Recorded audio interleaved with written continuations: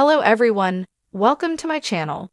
Please subscribe and hit the bell icon. Chris Pine and Jeff Bridges' 7-year-old Western is a reminder that Yellowstone's Taylor Sheridan needs to make another movie. Taylor Sheridan's neo-Western film Hell or High Water is proof that he needs to make another movie alongside his ongoing television shows. In recent years, Taylor Sheridan has mostly been known for Yellowstone and other TV shows like Landman and Tulsa King. While Sheridan's TV shows are wildly popular and extremely compelling, the writer got his start behind the camera by making feature films. His first movie was 2015's Sicario, and he went on to write 5 more films while he was also starting Yellowstone and its spin-off shows. Since Sheridan has become king of prestige TV, it's easy to forget how good he was at writing films. Of the 6 films he's made, only 1 is under 50% with critics on Rotten Tomatoes, and 3 are certified fresh. While it's always great to get new seasons of shows like Lioness or new original series like Landman, Sheridan's talents could also be put to great use writing films again. One of his movies, Hell or High Water, proves just how much the world is missing out from Sheridan's decision to focus on television over film. There's no better proof of just how good Taylor Sheridan was at writing movies than 2016's Hell or High Water, starring Chris Pine and Jeff Bridges. Hell or High Water follows brothers Tanner, Ben Foster, and Toby Howard Pine as they rob a series of banks, while Texas Ranger Marcus Hamilton, Bridges nips at their heels.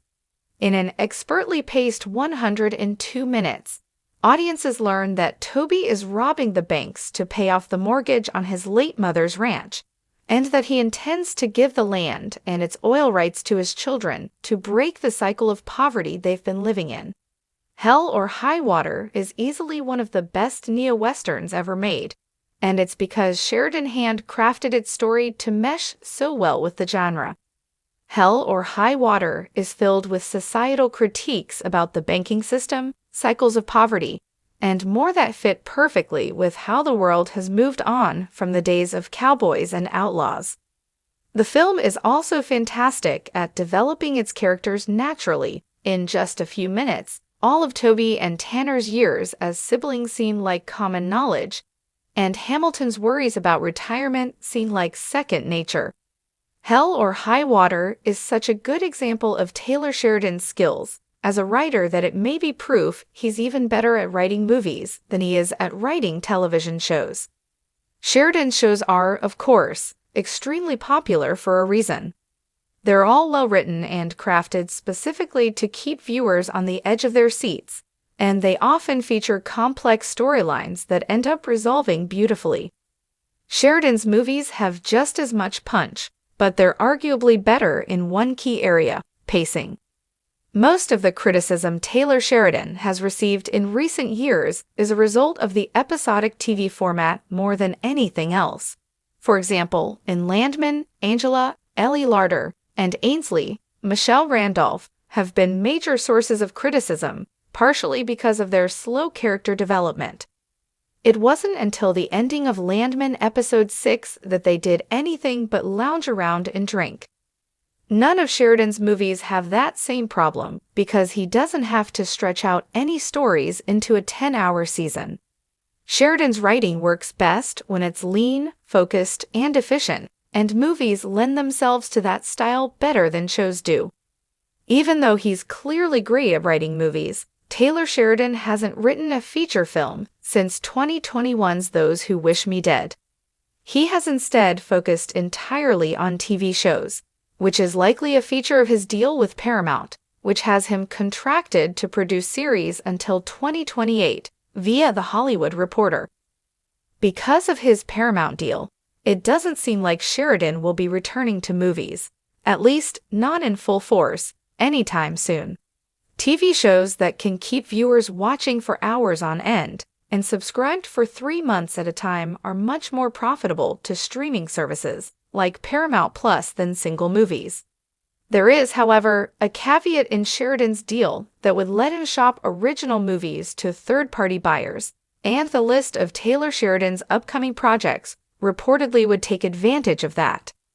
Sheridan's upcoming adaptation of Empire of the Summer Moon may be his first feature film in years once it's completed.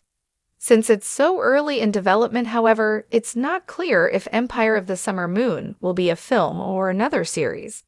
If he does end up taking the show route for that project, Sheridan doesn't have anything else that he's announced lined up for the theater.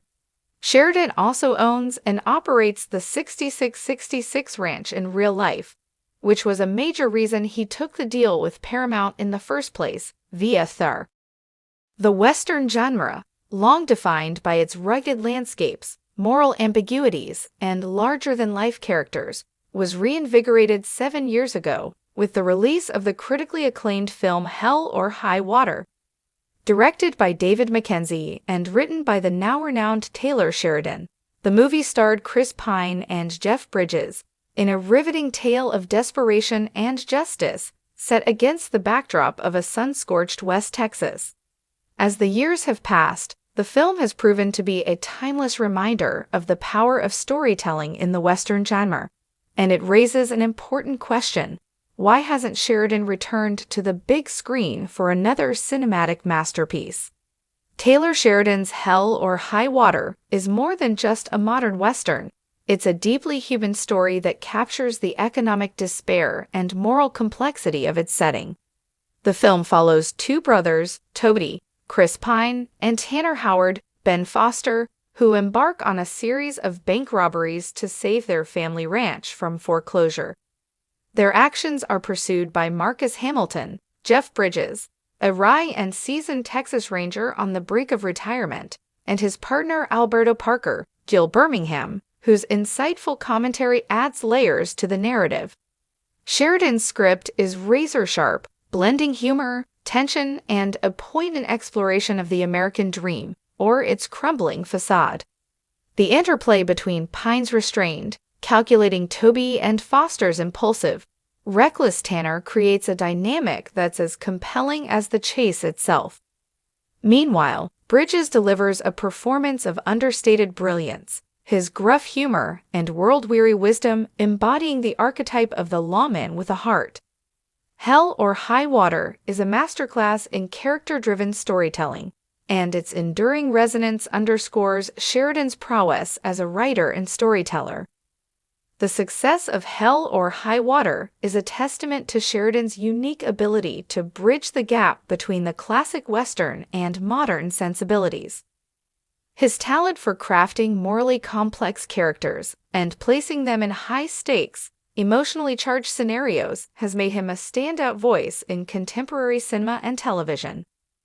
Yet, despite his success on the big screen, Sheridan has since focused his efforts on the small screen, most notably as the creator of Yellowstone and its spin-offs 1883 and 1923.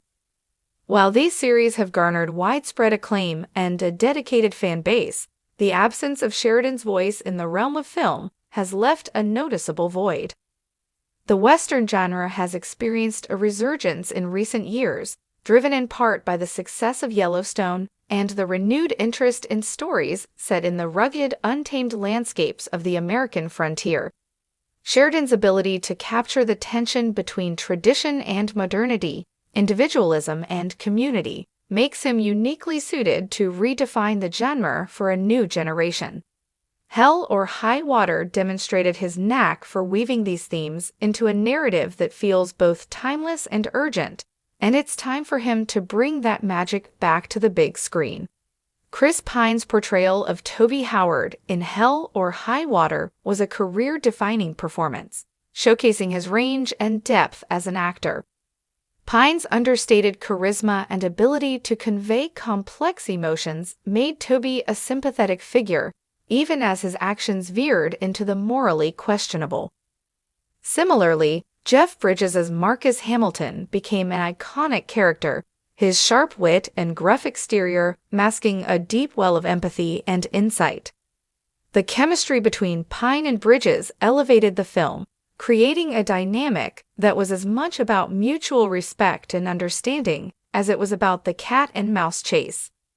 Revisiting this kind of character interplay in a new Sheridan film could reignite the cinematic magic that Hell or High Water captured so effortlessly. Taylor Sheridan's transition to television has undoubtedly been a boon for the medium. His work on Yellowstone and its spin-offs has expanded the scope of his storytelling, allowing him to delve deeply into the lives of his characters and the complexities of their world.